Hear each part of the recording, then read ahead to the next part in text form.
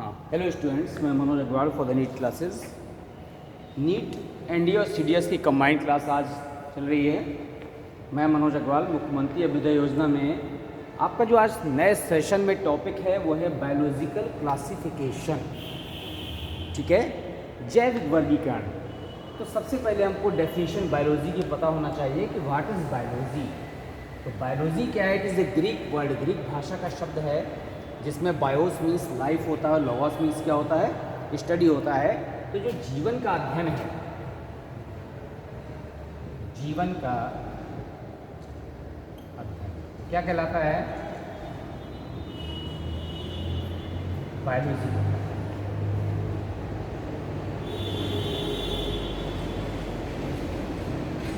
ठीक है,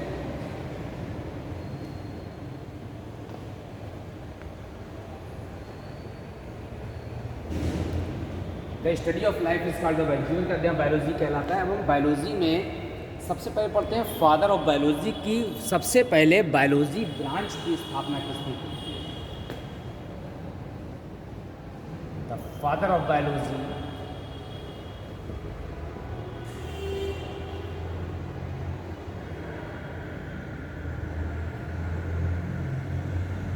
एरिस्टोटल, अरस्तु।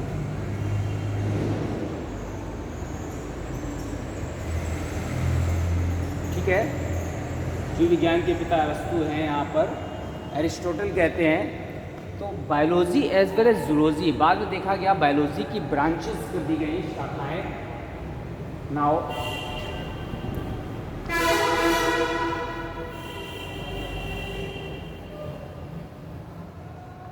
Biology has two branches.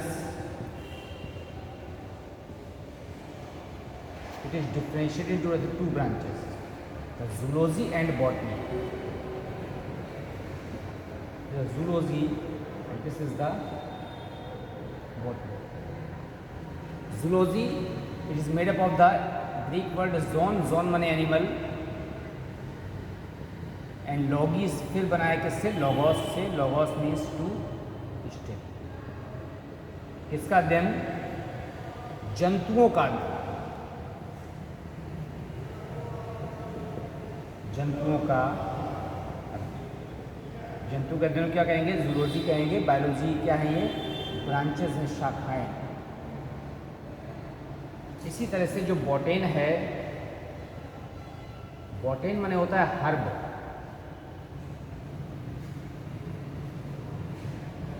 किसका अध्ययन? वनस्पतियों का अध्ययन, पेड़ पौधों का अध्ययन। वनस्पतियों का क्या कहलाता है? बॉटनी या बॉटेन कहलाता है, उसको क्या कहते हैं। तो दो ब्रांचेस कर दी गई, जूलॉजी और बॉटनी।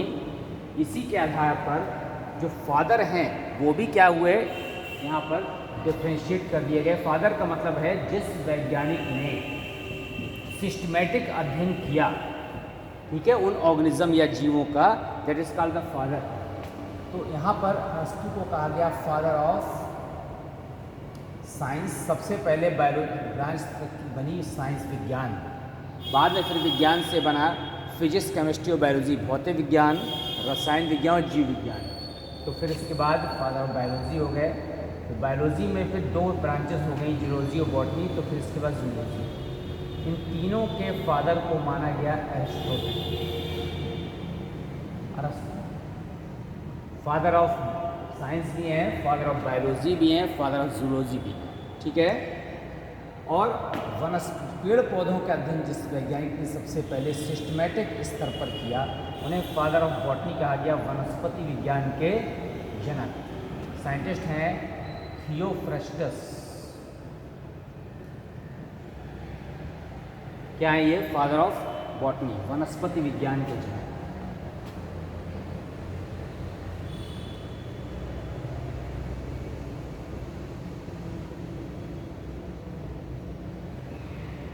तो फादर ऑफ जूलॉजी, बायोलॉजी और साइंस अरस्तु को माना गया।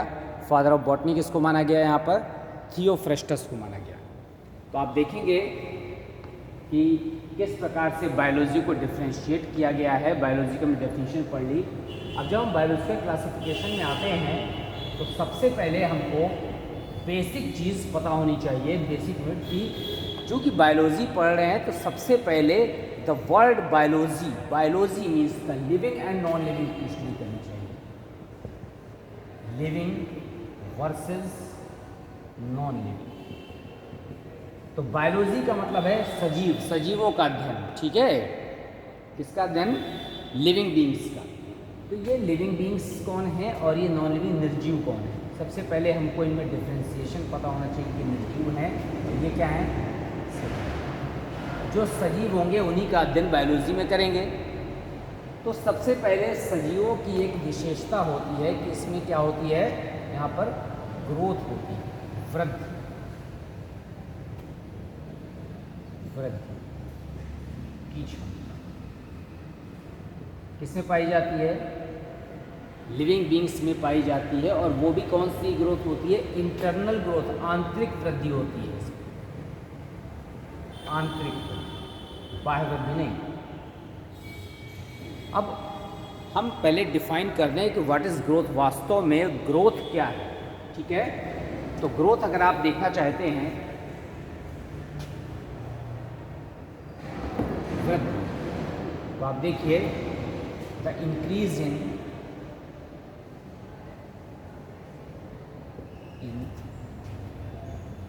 size, mass of anything, ठीक है ना। साइज में वृद्धि हो, उसकी मास में वृद्धि हो, उसकी इन सब में अगर ग्रोथ हो रही है तो इस नोन कॉल्ड ग्रोथ। तो किसी भी ऑर्गेनिज्म के साइज में, शेप में, मास में, इन सब में वृद्धि होने को ग्रोथ कहते हैं। अब it is an irreversible process.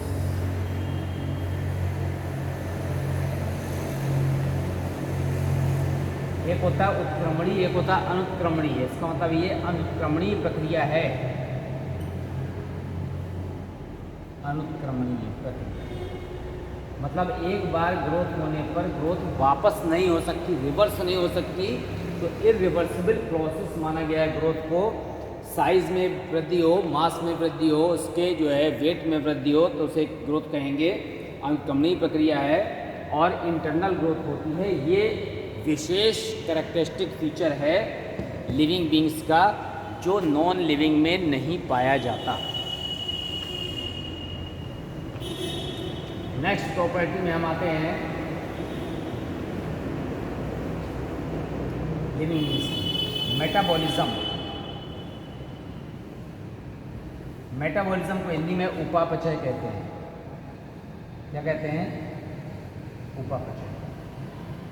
अब शरीर में जितनी भी क्रियाएं हो रही हैं, all the process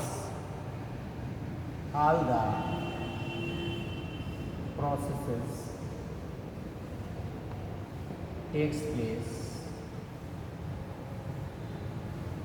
in the body is known as, क्या कहेंगे इसको? Metabolic process. सबको मिलाकर उपापचयी क्रियाएं कहते हैं। अब ये दो तरह की होती हैं।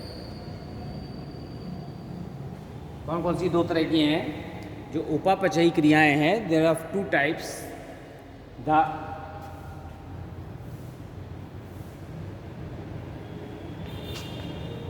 कैटाबॉलिक प्रोसेस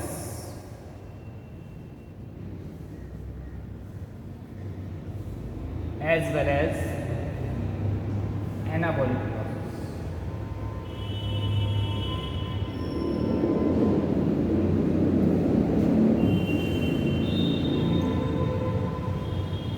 ये अपचयी क्रियाएं हैं, विघटनकारी क्रियाएं हैं, अपचयी प्रक्रियाएं। ये कौन सी हैं? उपचयी प्रक्रिया।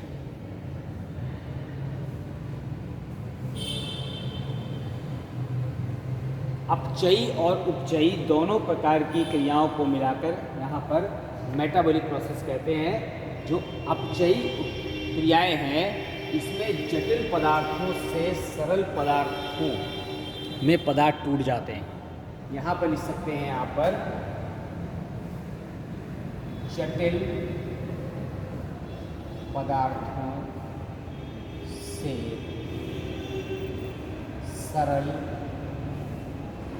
पदार्थों का निर्माण। एग्जाम्पल, श्वसन क्रिया।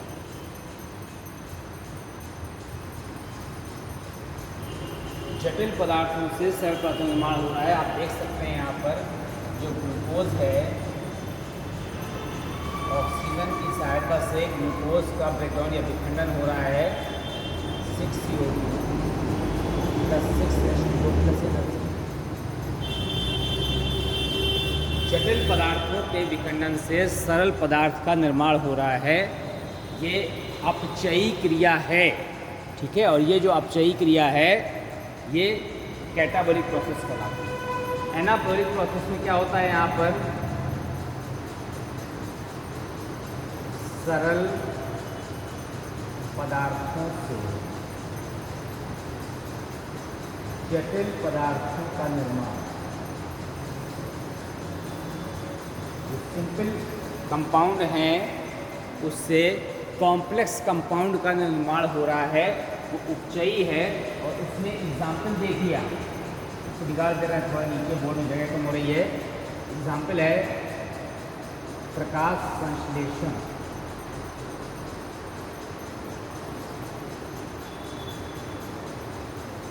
और भी हैं, बॉडी के अंदर एमिनो अम्ल से मिल करके प्रोटीन का निर्माण होना, जो इससे वृद्धि हो रही है, वो भी है।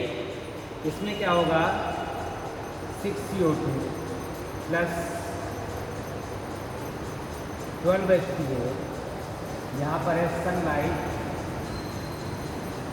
यहाँ पर एक क्लोरोफिल, पर्णहरिण।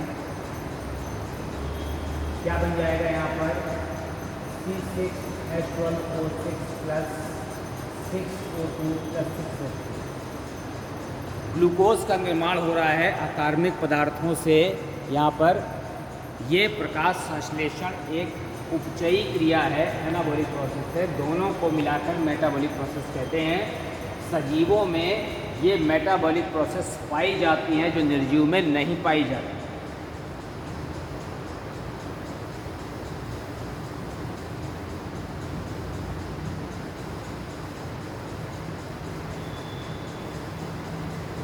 तीसरा जो सजीव पदार्थ में या सजीवों में एक विशेष गुण होता है, रिप्रोडक्शन। इसकी क्षमता जनन की को भी बिगाड़ ही नहीं। आपको कन्फ्यूज़न हो जाएगा कि ये सजीवों का बता रहे हैं, निर्जीव का बता रहे हैं। क्या ये जनन की क्षमता, ये जो पावर ऑफ रिप्रोडक्शन है, जस्ट वेट करिए।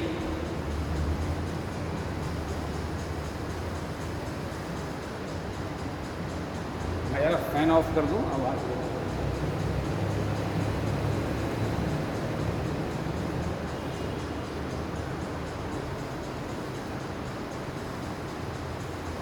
ये जो यहाँ पर पावर ऑफ रिप्रोडक्शन है, ठीक है, जनन की क्षमता, ये सजीवों में पाई जाती है।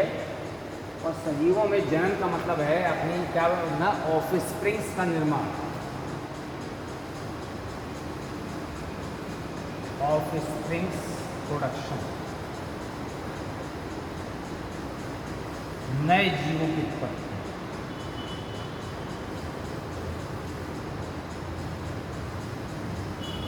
सजीवों में ये विशिष्ट गुण पाया जाता है जो निर्जीव में नहीं पाया जाता है, ठीक है। इसीलिए हमारे फैमिली मेम्बर्स हो या पूरे कंट्री की पॉपुलेशन हो या पूरे वर्ल्ड की पॉपुलेशन हो, कंटिन्यू बढ़ रही है due to the power of reproduction. Now definite shape and size.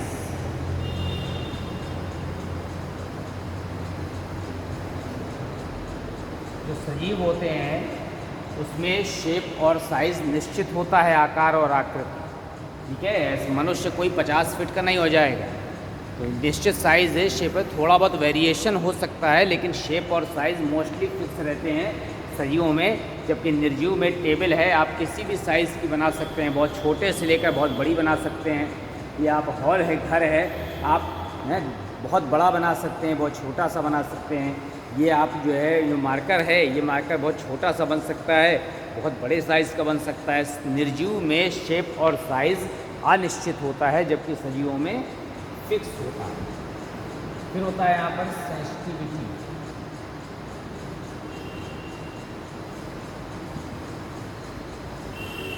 Sensitivity संवेदनशीलता।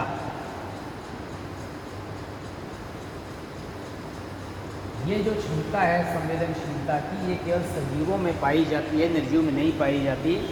कोई भी ऐसा यहाँ पर उद्दीपन हो सकता है, बाह्य या आंतरिक, ठीक है। तो बाह्य उद्दीपन में आप देख रहे हैं कोई पिंच हो सकता है, वो भी एक उद्दीपन है। आंतरिक उद्दीपन, भूख प्यास के उद्दीपन हो सकते हैं। हर चीज़ के प्रति हमारी बॉडी सेंसिटिव होती है, संवेदनशीलता होती है। अचानक कोई चीज़ उड़ते हुए आ रही है हमारी पलक के पास, हमारी ब्लिंकिंग हो जाएगी, पलक झपक जाएगी, ये भी संवेदनशीलता है। ये गुण केवल सजीवों में पाया जाता है, निर्जीव में नहीं पाया जाता। फिर है पावर ऑफ एडाप्टेशन।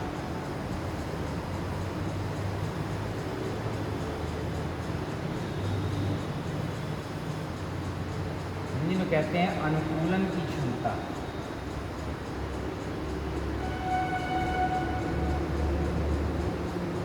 किसी भी प्रकार का क्लाइमेट हो, हमारी बॉडी या लिविंग ऑर्गेनिज्म अपने को क्या कर सकते हैं, उस वातावरण के अनुसार एडाप्ट करने की, अनुकूलित करने की प्रवृत्ति रखते हैं, क्षमता रखते हैं।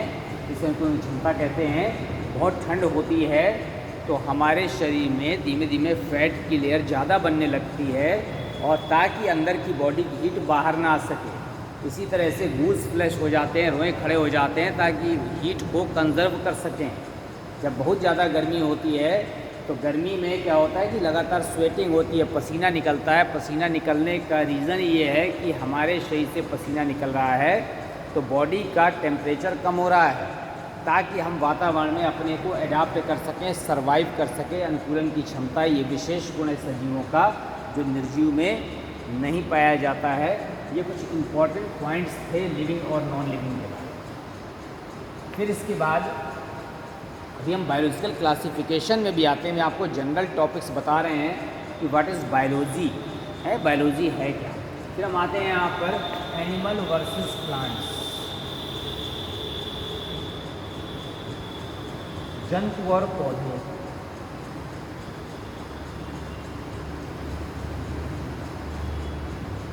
बेसिक डिफरेंस है, आपको पता है, सभी जानते हैं कि पौधे जो हैं due to presence of chlorophyll autotrophic होते हैं, स्वपोषी होते हैं, क्योंकि इनमें पर्णहरिण पाया जाता है, प्रकाश संश्लेषण की क्षमता होती है, इसीलिए पौधे स्वपोषी होते हैं।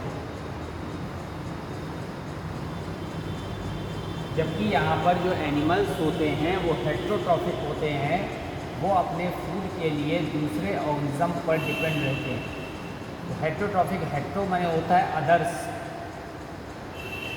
ट्रॉफिक माने होता है फूड। जो अपने फूड के लिए दूसरे पर निर्भर रहते हैं वो हेट्रोट्रॉफिक हैं, हिंदी में कहते हैं परपोषी। और जो अपना फूड स्वयं बना सकते हैं, ऑटो माने होता है सेल्फ, और ट्रॉफिक माने होता है फूड। जो अपना पोषण स्वयं कर सकते हैं, खुद बना सकते हैं, वो ट्रॉफिक। एक विशेष अंतर ये। दूसरा अंतर एनिमल और प्लांट्स में क्या है कि यहाँ पर जो सेल वॉल होती है काइटिनस होती है, ठीक है, सॉरी सेलुलोजिक होती है। सेलुलोज की cell wall, cell wall Hindi में कोशिका भित्ति कहते हैं। यहाँ पर जो सेल वॉल है वो नहीं पाई जाती, सेल वॉल नेगेटिव नहीं पाई जा रही है, ठीक है। वहाँ पर सेल वॉल पाई जा रही है, प्रेजेंट है। तो जंतु और पौधे में अंतर।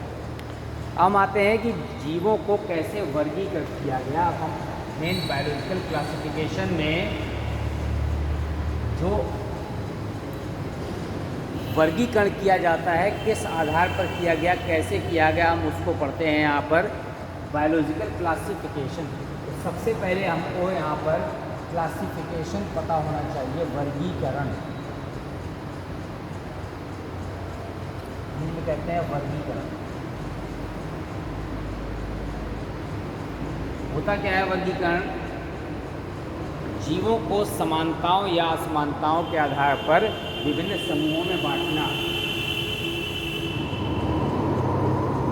जीवों को उनकी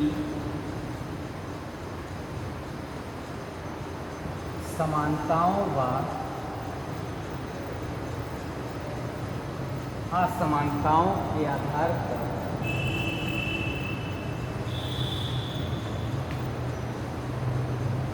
विभिन्न समूहों में बांटना।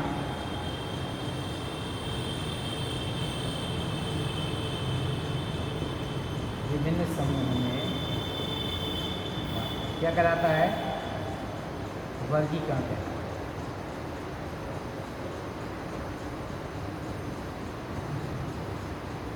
ठीक है, वर्गीकरण जैसे आप डिक्शनरी में कोई वर्ड मीनिंग ढूंढनी होती है तो हम यहाँ पर इसी सिस्टमेटिक आधार पर ढूंढ सकते हैं।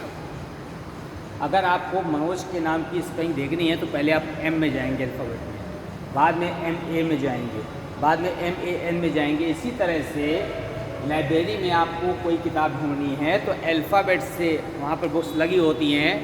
अगर इंग्लिश बुक्स हैं तो ए अल्फ़ाबेट वाली अलग लगी होती हैं, बी अल्फ़ाबेट वाली अलग लगी होती हैं, या सब्जेक्ट वाइज लगी होती हैं कि बायोलॉजी की इधर, केमिस्ट्री की इस साइड में, सोशल साइंस की यहाँ। ये क्लासिफिकेशन है ताकि आपको सुविधा मिल जाए, कम समय में ज़्यादा से ज़्यादा जीवों का अध्ययन कर सकें। इसीलिए यहाँ पर वर्गीकरण किया जाता है। अब वर्गीकरण के बाद यहाँ पर जीवों का नामकरण करते हैं। जीवों की पहचान, नामकरण व वर्गीकरण का अध्ययन टैक्सोनॉमी नामक शब्द, टैक्सोनॉमी हिंदी में कहते हैं वर्गीकरण विज्ञान,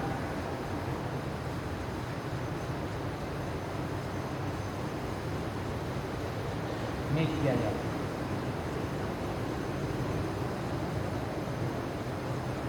एक साइंटिस्ट हुए हैं यहाँ पर A.P. de Candolle, A.P. de Candolle ने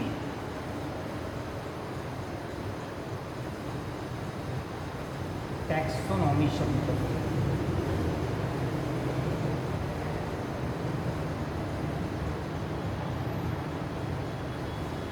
ठीक है।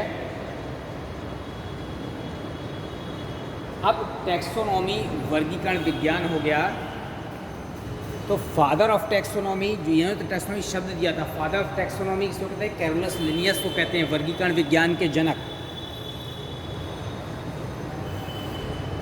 टैक्सोनॉमी के बाद वर्ड आता है सिस्टमैटिक्स। अगर आपने नाम सुना हो, क्या आता है? टैक्सोनॉमी के बाद सिस्टमैटिक्स वर्ड आता है।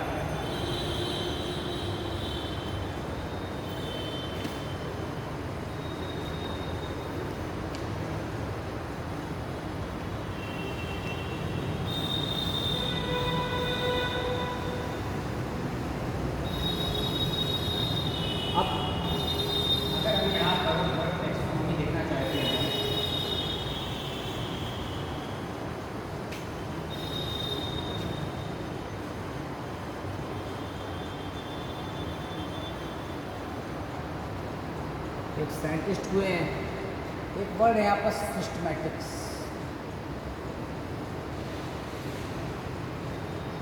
हिंदी में कहते हैं वर्गीकी।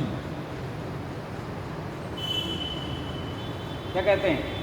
वर्गीकी वर्ड यूज करते हैं इसको वर्गीकरण विज्ञान भी कहते हैं। कहीं कहीं पर यहाँ पर इसको भी वर्गीकरण विज्ञान लिखा होता है।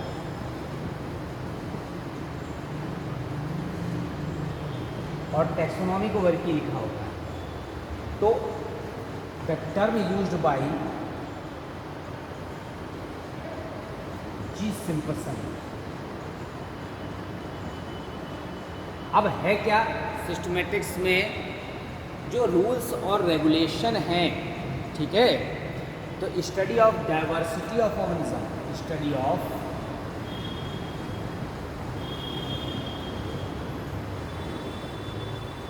डाइवर्सिटी ऑफ ऑर्गेनिज्म, ठीक है, इंक्लूडिंग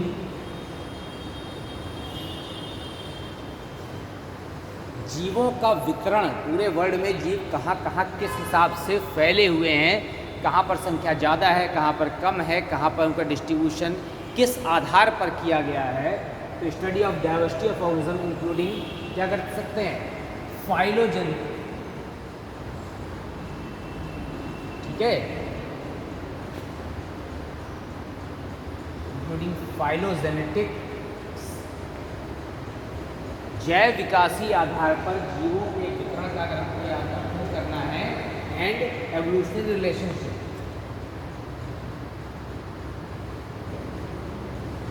एवोल्यूशनरी रिलेशनशिप, क्या कहेंगे यहाँ पर, फाइलोजेनेटिक्स है ना। तो जो फाइलोजेनेटिक वर्ड है यहाँ पर, तो जैव विकास का जो इतिहास है और विकासीय हिस्ट्री दोनों अलग अलग है। तो फाइलोजेनेटिक जो होता है, किस प्रकार से किसी भी जीवों का वर्गीकरण किया गया है, तो जैव विकासी आधार पर,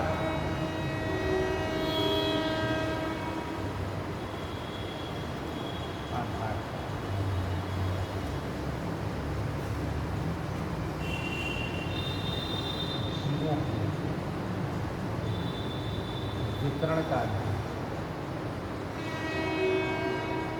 क्या कहलाता है यहाँ पर, सिस्टमैटिक्स का।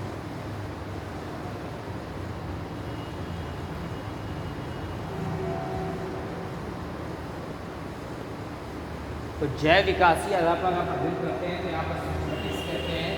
एक वर्ड है न्यूमेटिक्स, ठीक है, बायो सिस्टमैटिक्स, तो उसमें क्या है, जूलियन हक्सले वर्ड है, क्या है, न्यू सिस्टमैटिक्स, न्यू सिस्टमैटिक्स। इसमें जो टर्म यूज किया है उसे कहते हैं नव वर्गीकरण विज्ञान। It is word use by Julian Huxley, scientist.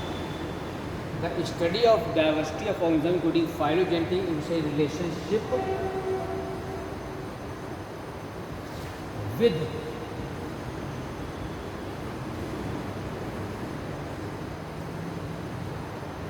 Cytogenetic order. यहाँ पर अगर हम क्या लगा दें, साइटोटैक्सोनॉमी और कैरियोटैक्सोनॉमी, विद साइटोटैक्सोनॉमी एंड कैरियोटैक्सोनॉमी।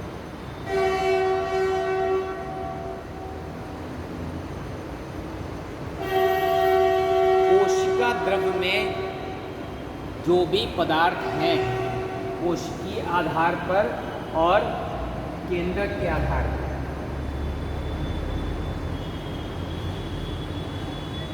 जीवों का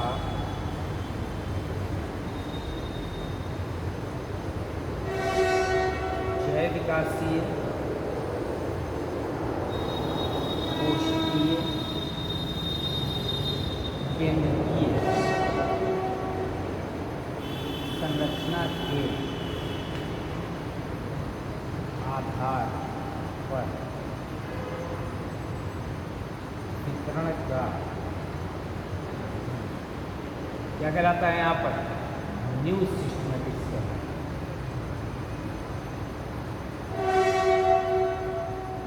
new systematics,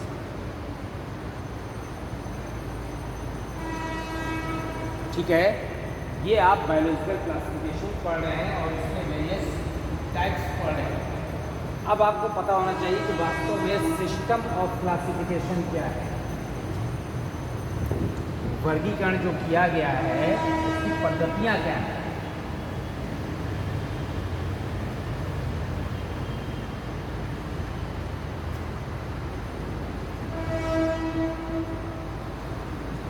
systems of classification, वर्गीकरण की पद्धतियाँ।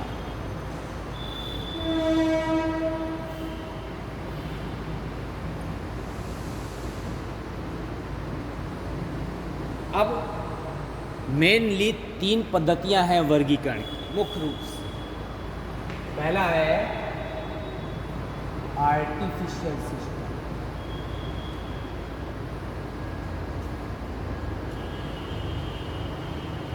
Artificial system of classification, Hindi में कहते हैं यहाँ पर कृत्रिम पद्धति। वर्गीकरण की कृत्रिम पद्धति यहाँ पर उन्होंने दी थी, ठीक है।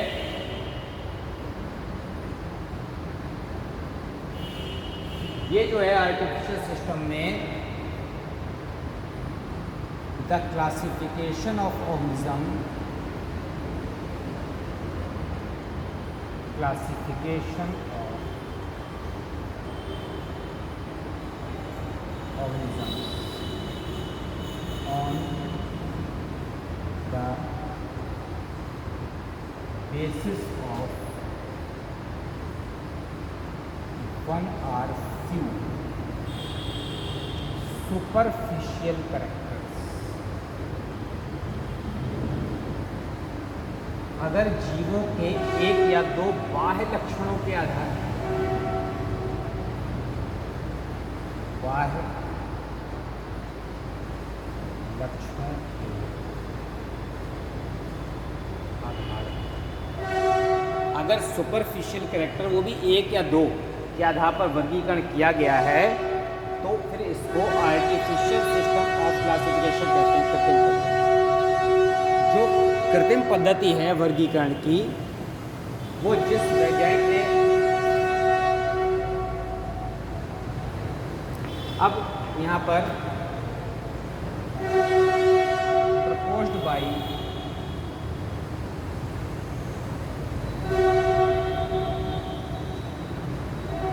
साइंटिस्ट हुए हैं यहाँ पर एरिस्टोटल, अरस्तु आपने नाम सुना, फादर ऑफ बायोलॉजी है, इसके नाम आपने सुना ही होगा, एरिस्टोटल एंड लिनियस। इन्होंने जो है जो वर्गीकरण की पद्धति दी थी उसे आर्टिफिशियल सिस्टम माना गया। अरस्तु ने सबसे पहले जंतुओं का वर्गीकरण किया, ठीक है, ऑर्गेनिज्म या एनिमल्स। एनिमल्स को 2 कैटेगरी में इस तरह से बांटा इसने, अरस्तु ने। एक का नाम रखा एनाइमा, एक का नाम रखा इनाइमा। एनाइमा में लाल रक्त अनुपस्थित, और यहाँ पर लाल रक्त। ये वर्गीकरण दिया गया बाई एरिस्टोटल। अरस्तु ने इस वर्गीकरण को प्रस्तुत किया। इसमें लाल रक्त एक में नहीं था, एक में लाल रक्त था। इसमें एग्जाम्पल है फाइलम प्रोटोजोआ। प्रोटोजोआ के जंतु में लाल रक्त नहीं होता, ठीक है। पोरीफेरा, निडेरिया, प्लेटीहेल्मिन्थेस,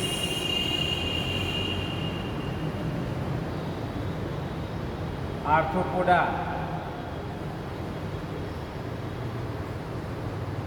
के जंतु। लाल रक्त उपस्थित इसमें यहाँ पर संघ एनेलिडा,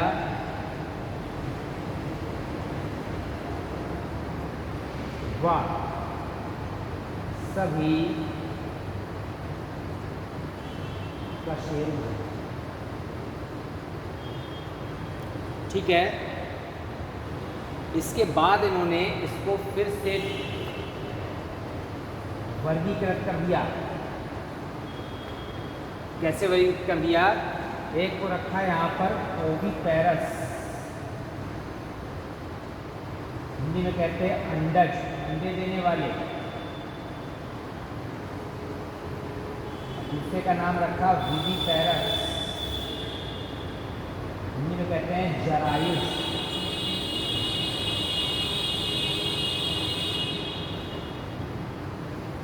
जो जंतु अंडे देते हैं वो ओविपेरस और जो शिशु को जन्म देते हैं वो विविपेरस। इसमें ओविपेरस में एग्जाम्पल क्या लिखते हैं? अंडे देने वाले। एग्जाम्पल क्या है? मत्स्य, उभयचर, सरीसृप और पक्षी। तो इसे बंद कर दें ताकि आप समझें। विविपेरस में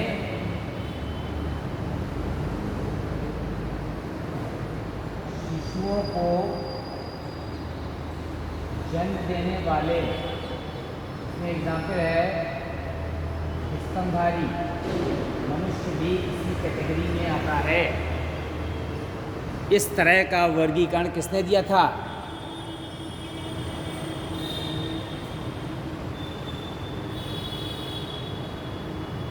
ठीक है, ये जो वर्गीकरण था शिशु जन्म देने वाले, इसमें एग्जाम्पल है, इधर लिख दे रहा हूं, स्तनधारी।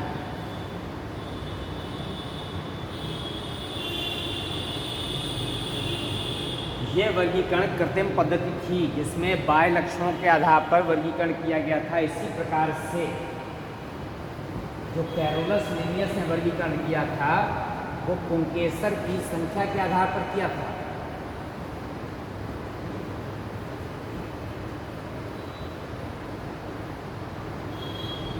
इससे आप किया था पुंकेसर की संख्या के आधार पर।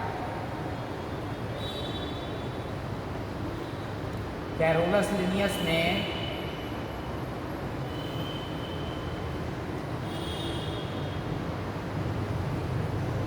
पुंकेसर की संख्या के आधार पर वर्गीकरण किया। ठीक है, मोनेंड्रिया एक पुंकेसर, डायेंड्रिया, क्योंकि एंड्रूशियम शब्द किससे बना है? उमंग से, दो पुंकेसर, ट्रायेंड्रिया, टेट्रेंड्रिया, ये वर्गीकरण की पद्धति थी। फिर इस सिस्टम के बाद हम आते हैं यहाँ पर natural system of classification, B number, natural system of classification, प्राकृतिक पद्धति।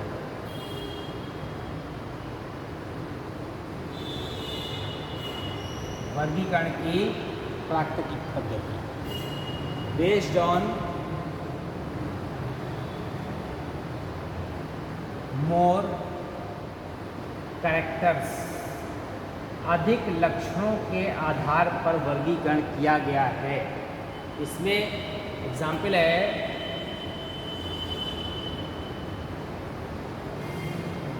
बेंथम एंड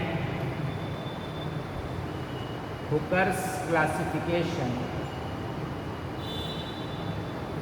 बेंथम और हुकर जो साइंटिस्ट हुए हैं उनका वर्गीकरण, ठीक है, पब्लिश्ड ऑन, जिस पुस्तक में पब्लिश हुआ था बेंथम हुकर का ट्रांसलेशन, उसका नाम है जेनरा प्लांटेरम, जेनरा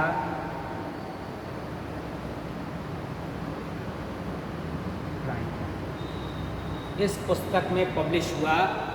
ये प्राकृतिक पद्धति थी वर्गीकरण की। ठीक है,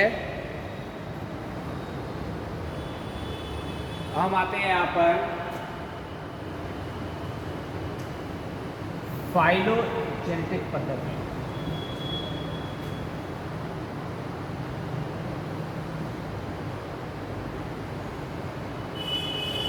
phylogenetic system of classification.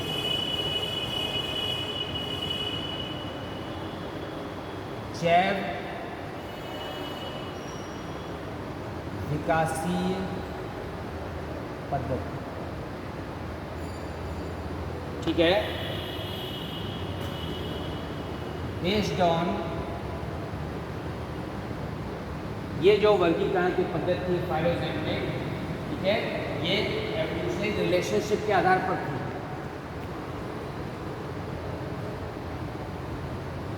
Evolutionary relationship, विकासीय इतिहास के आधार पर, विकासीय इतिहास के आधार, ठीक है। इसका एक और नाम है, इसे क्लैडिस्टिक सिस्टम भी कहते हैं, क्लैडिस्टिक सिस्टम ऑफ क्लासिफिकेशन। ये वाली पद्धति ज़्यादा फेमस है, ये जीवों के आपसी जैव विकासी इतिहास के आधार पर है और ये used by Engler and frontal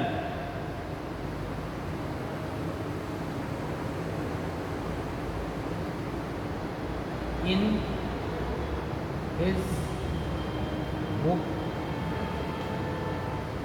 angler Prantl ने एक बुक लिखी थी यहाँ पर, उसका नाम था डाई नेचर लाइकेन, डाई नेचर लाइकेन फ्रेंजन फैमिलियन and also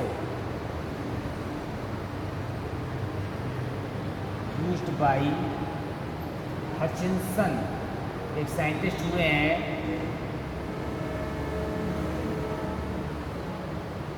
in his book, ठीक है। हचिनसन ने भी एक बुक लिखी है, उसका नाम है फैमिलीज ऑफ फ्लावरिंग प्लांट्स। क्या नाम है? Families of flowering plants.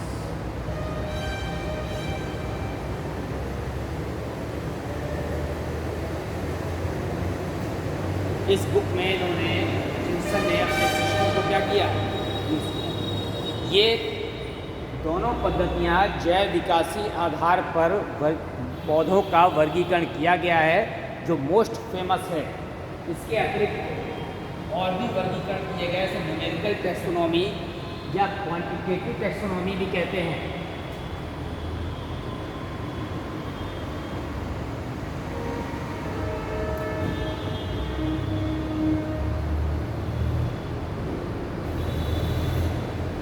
Numerical taxonomy या क्वांटिटेटिव टैक्सोनॉमी,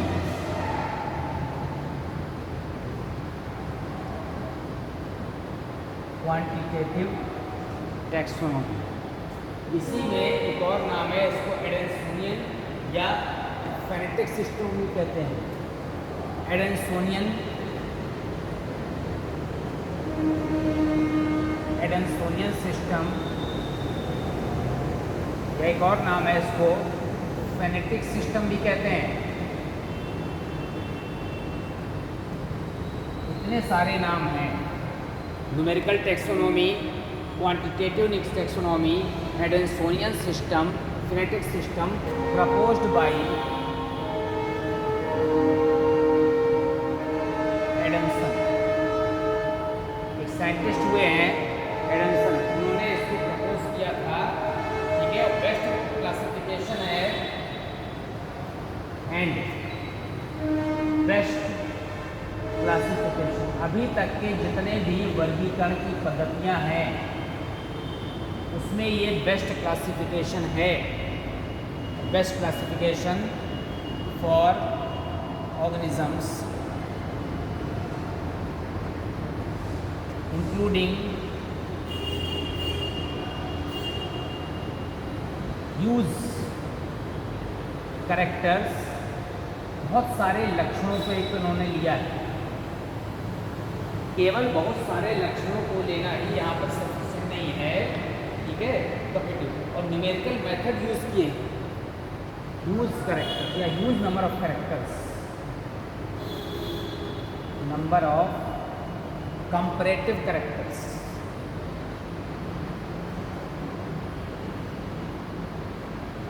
कंपैरेटिव कैरेक्टर्स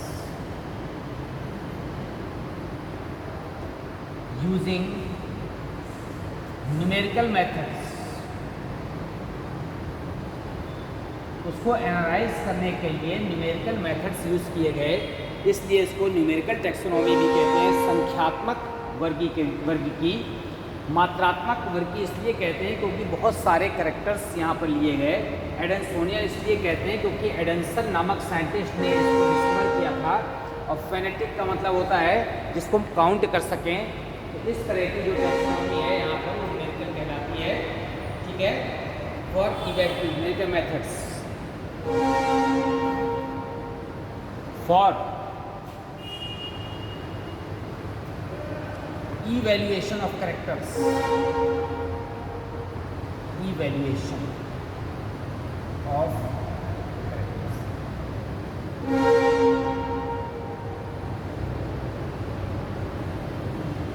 ठीक है।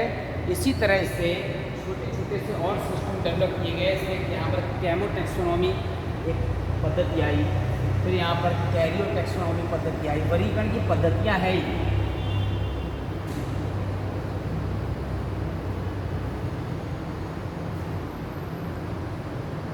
कैमो टैक्सोनॉमी,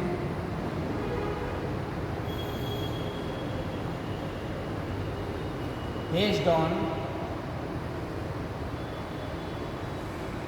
chemicals present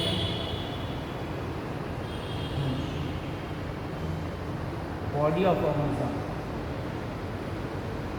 जीवों के शरीर में केमिकल की उपस्थिति के आधार पर कौन कौन से यहाँ पर केमिकल्स पाए जाते हैं, किस किस नेचर के पाए जाते हैं, इसके आधार पर यहाँ पर जब वर्गीकरण किया गया। तो केमिकल का मतलब है यहाँ पर सेकेंडरी मेटाबोलाइट्स, जो उपापचय में जो पदार्थ बन रहे हैं, ठीक है, उसके आधार पर। Cairo taxonomy,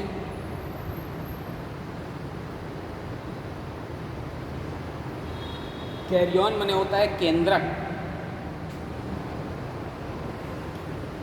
carrion means nucleus, केंद्रक। तो केंद्रक में गुणसूत्र की संख्या, ठीक है, फिर इसके बाद उनका विन्यास, आकार, ठीक है, इत्यादि लक्षणों के आधार।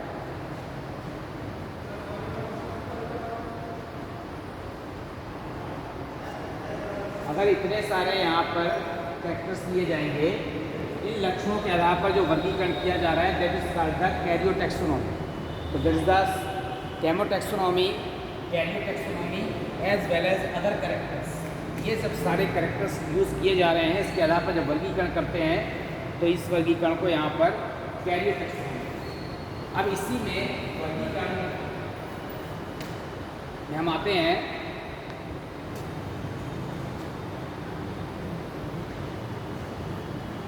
Kingdom classification.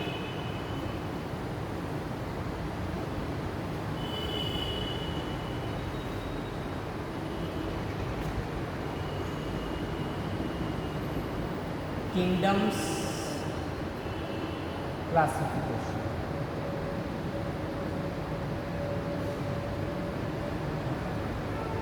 वर्गीकरण जगत।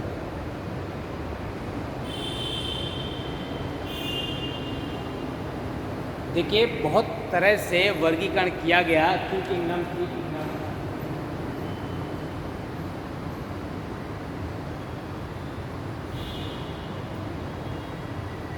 हाँ, तो मैं आपको बता रहा था कि वर्गीकरण का जो सिस्टम है इस हिसाब से वर्गीकरण किया गया है। तो वर्गीकरण करने में सबसे पहले ध्यान रखा गया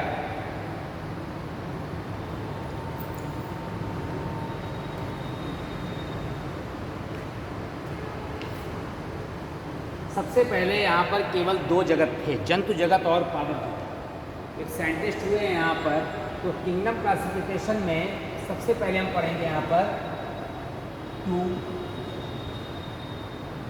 किंगडम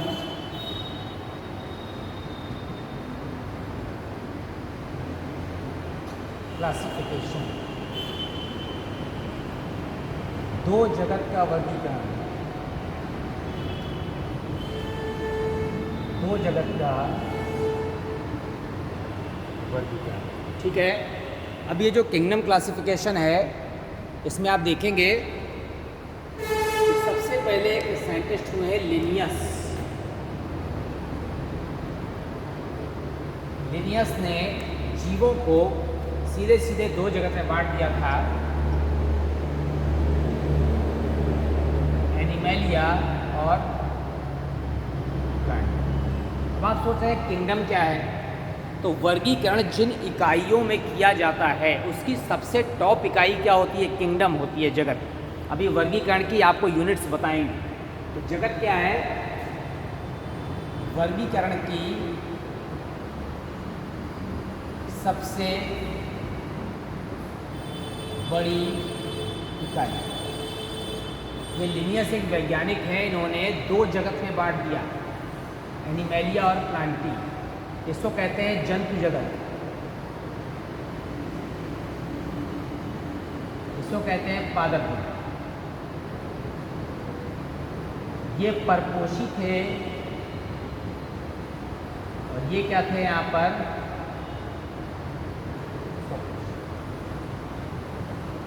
बहुत सारे ऐसे जंतु थे जो ना एनिमलिया में रखे गए ना प्लांटी में, जैसे जीवाणु थे। ठीक है, जीवाणु दो प्रकार के थे, स्वपोषी भी होते हैं, परपोषी भी होते हैं। अब कन्फ्यूज़न हो रहा है किसमें रखा जाए।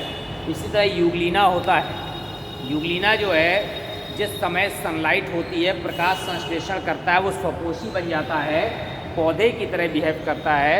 और जिस समय सनलाइट नहीं होती, भोजन के छोटे छोटे पार्टिकल्स का भक्षण करता है, जंतु जगत की तरह व्यवहार करता है, परपोषी हो जाता है। तो ये बड़ा कन्फ्यूज़न था कि इसको यूग्लिना को किस में रखा जाए, इसीलिए एनिमल और प्लांट किंगडम का क्या कर दिया, कनेक्टिंग लिंक के संयोजी जीव बना दिया गया।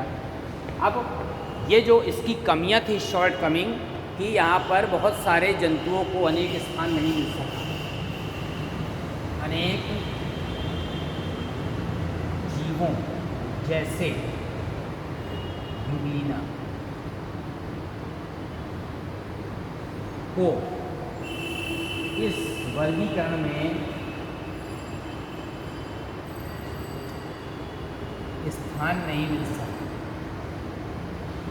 ये इसकी कमियां थी। अब नया वर्गीकरण आया, थ्री किंगडम ऑफ क्लासिफिकेशन, तीन जगत का वर्गीकरण। तीन जगत का वर्गीकरण में क्या किया गया कि अब यहाँ पर एक साइंटिस्ट हुए हैं जे हॉग, ठीक है, और कौन से हुए हैं, साइंटिस्ट हैकल है, जे हॉग एंड हैकल। उन्होंने फिर से वर्गीकरण किया, जे हॉग और हैकल ने।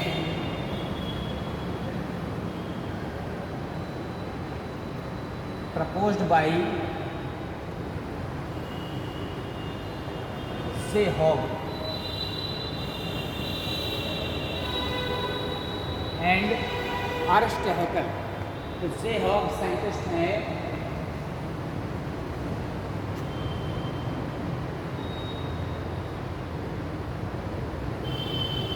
इन्होंने क्या किया, तीन जगह पे बांट दिया। पहले वो कर दिया प्रोटिस्टा, फिर एनिमलिया, फिर प्लांट। प्रोटिस्टा में रख दिया गया एक कोशिकीय जीव,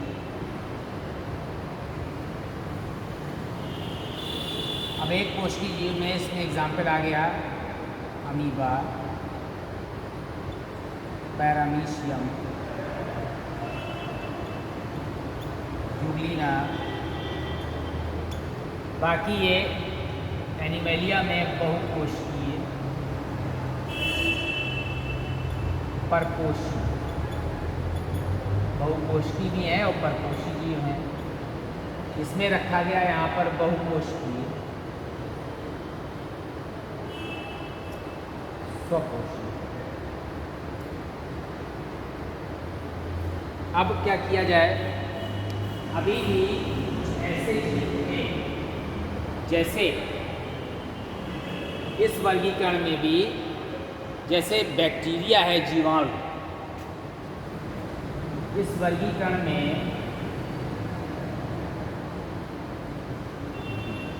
अनेक जीवों जैसे कवक, जीवाणु इत्यादि को स्थान नहीं मिला। ये इसकी कमियां थी। कहीं कहीं पूछा जाता है कि शॉर्टकमिंग क्या कमी है, तो इस वर्गीकरण में भी कवक को, जीवाणु को, इन सबको स्थान नहीं मिल सका, इसीलिए वर्गीकरण भी बहुत उत्तम नहीं माना गया। तो अब जब स्थान नहीं मिला तो नया वर्गीकरण पद्धति खोजी गई, कौन सी? 4 किंगडम क्लासिफिकेशन, 4 जगत का वर्गीकरण नया आया।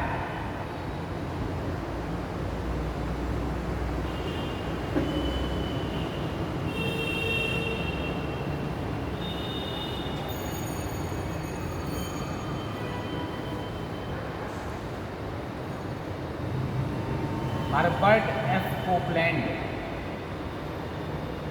साइंटिस्ट हुए हैं, उन्होंने 4 जगत का वर्गीकरण दिया। ये जो 4 जगत का वर्गीकरण था, उन्होंने क्या नाम दिया? इंट्रोड्यूस द मोनरा, इंट्रोड्यूस द मोनरा, एक जगत मोनरा को ऐड किया। अब क्या हो गया? मोनरा, प्रोटिस्टा, एनिमेलिया और प्लांटी, अभी भी 4 जगत हैं यहाँ पर, मोनरा, प्रोटिस्टा, एनिमेलिया और प्लांटी। ये मोनरा था प्रोकैरियोटिक,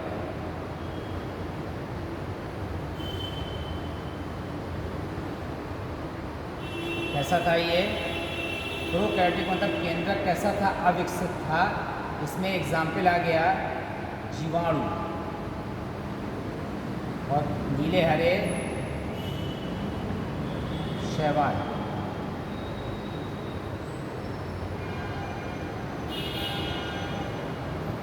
प्रोटिस्टा कैसा था?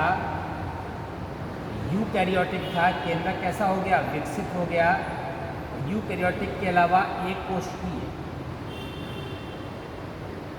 इसमें एग्जाम्पल अभी आप लिख चुके हैं, वही है अमीबा है, पैरामीशियम है और जुगलीना। एनिमेलिया माने जंतु जगत और ये पादप जगत के बारे में आप पहले से जानते हैं। इन्होंने 4 किंगडम क्लासिफिकेशन दिया था हर्बर्ट एफ कोपलैंड ने, जिन्होंने मोनरा को भी इंट्रोड्यूस कर दिया। अभी भी ये 4 जगत का वर्गीकरण में अनेक जीवों को, जैसे कवक को स्थान नहीं मिला। इसमें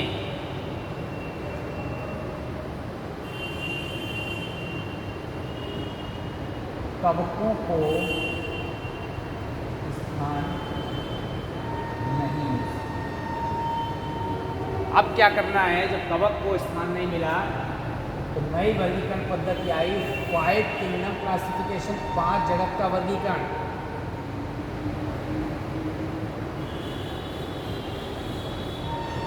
पांच जगत का वर्गीकरण। अब किसने प्रपोज किया?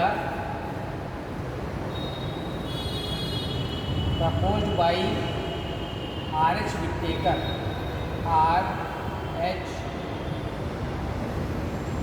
बहुत फेमस वर्गीकरण है।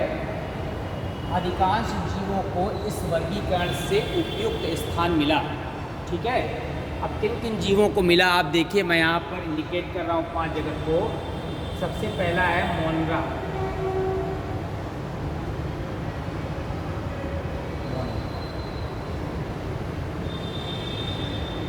मोनरा में जीव है प्रोकैरियोटिक।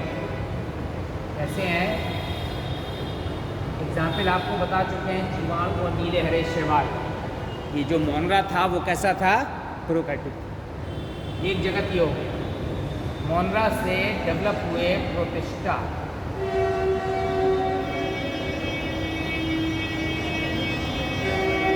प्रोटिस्टा कैसा है?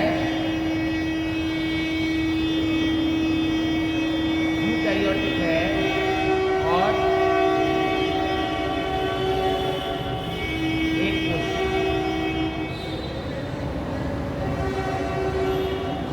प्रोटिस्टा के बाद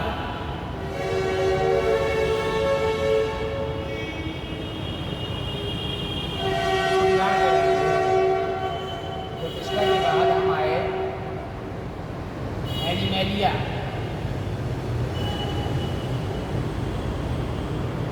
एनिमेलिया में यूकैरियोटिक था, फिर बहुकोषीय थे,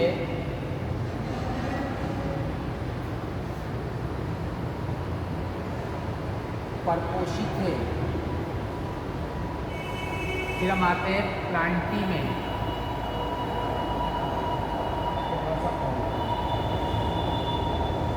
ये कैसे थे प्लांटी? यूकैरियोटिक थे, बहुकोषीय थे, स्वकोषी थे और कोशिका भित्ति पाई जा रही थी। कोशिका भित्ति किसकी बनी थी? सेल्यूलोज की बनी। ये विशेष लक्षण है, कोशिका भित्ति पाई जाती है और स्वकोषी है। इसके बाद जो 5वां जगत था वो था फंजाई। मैं यहाँ शॉर्ट में लिख रहा हूँ। यूकैरियोटिक थे, बहुकोषीय थे, परपोषी थे, तो इसमें रखना चाहिए, लेकिन इसमें कोशिका भित्ति पाई जाती है। कोशिका भित्ति काहे की? काइटिन। काइटिन की सेल वॉल ना होती, सेल्यूलोज की होती जिसमें रखते हैं। परपोषी थे जिसमें रखते हैं, इसलिए अलग कैटेगरी बना दिया फंजाई। यूकैरियोटिक, बहुकोषी, परपोषी, कोशिका भित्ति, काइटिन की। इसमें सभी कवकों को उपयुक्त स्थान मिल सका। ये 5 जगत का वर्गीकरण। 5 जगत के वर्गीकरण के बाद एक और वर्गीकरण आया, 6 किंगडम क्लासिफिकेशन। जो 6 किंगडम क्लासिफिकेशन था, 6 जगत का वर्गीकरण, उसने कार्ल ल्यूइस कैंडल विलिस ने दिया था।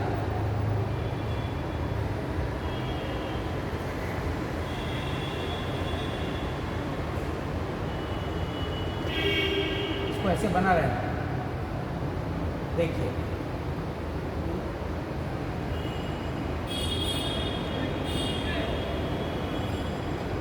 सिक्स किंगडम का क्लासिफिकेशन दिया, प्रपोज्ड बाई कार्ल लूइस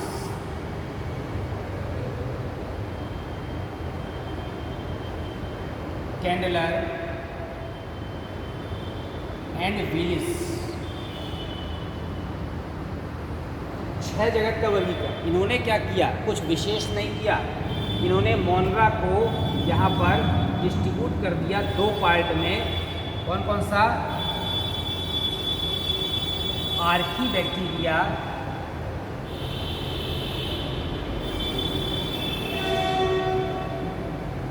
और यूबैक्टीरिया।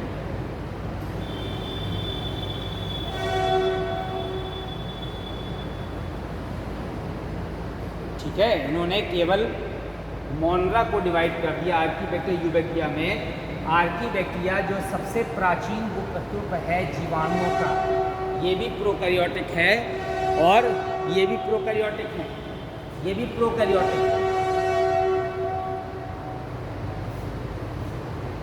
और ये भी प्रोकैरियोटिक है। जब दोनों प्रोकैरियोटिक है तो अंतर क्या मिला इसमें? दोनों प्रोकैरियोटिक थे, यहाँ पर पेप्टाइडोग्लाइकन अनुपस्थित था। पेप्टाइडोग्लाइकन अनुपस्थित। इसकी सेल वॉल में एक पदार्थ था, पेप्टाइडोग्लाइकन वो नहीं था। इसमें आर्कीबैक्टीरिया में, जबकि इस वाले में यहाँ पर पेप्टाइडोग्लाइकन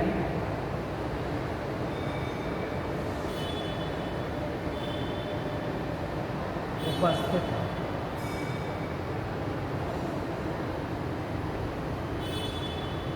ये 6 जगत का वर्गीकरण है, ठीक है। अब यहाँ पर किंगडम से भी ऊपर का वर्गीकरण चलता है। कुछ जगहों पर उसे किंगडम से ऊपर की मान्यता दी गई है, और जो किंगडम से ऊपर की मान्यता दी गई है उस वर्गीकरण को भी यहाँ पर देख लेते हैं। डोमेन्स ऑफ लाइफ कहा जाता है।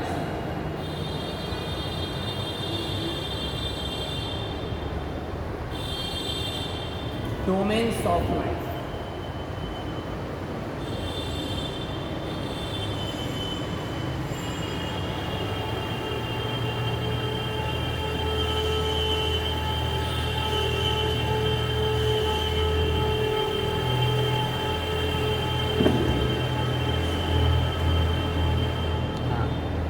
अब है डोमेन्स ऑफ लाइफ।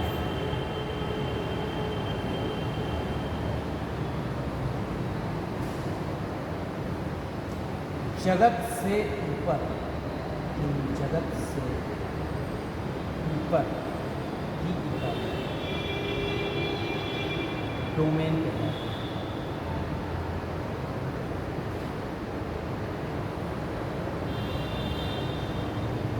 कार्ल रूस के अनुसार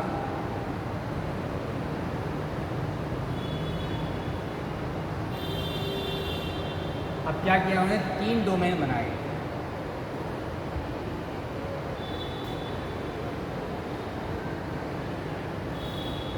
डोमेन 1,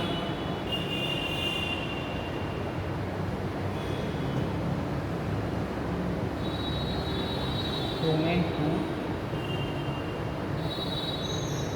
और डोमेन 3। एक का नाम रखा आर्किया,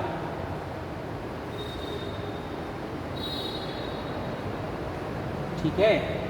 एक का नाम रखा यूकैरिया, ठीक है।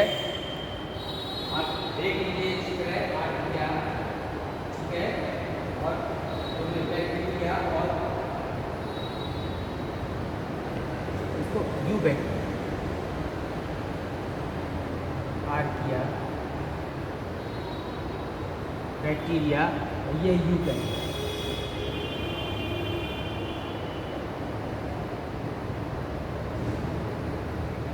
ये सबसे प्राचीनतम जीवाणु है।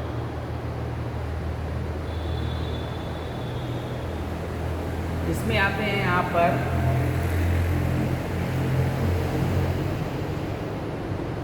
यूबैक्टीरिया और ब्लू ग्रीन एल्गी, नीले हरे शैवाल।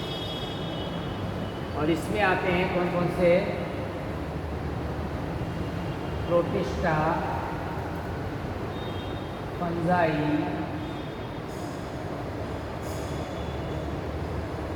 एनिमेलिया एंड इतने सब इसमें सब डोमेन है, ठीक है। वर्गीकरण की क्या है यहाँ पर? किंगडम से ऊपर की इकाई डोमेन्स।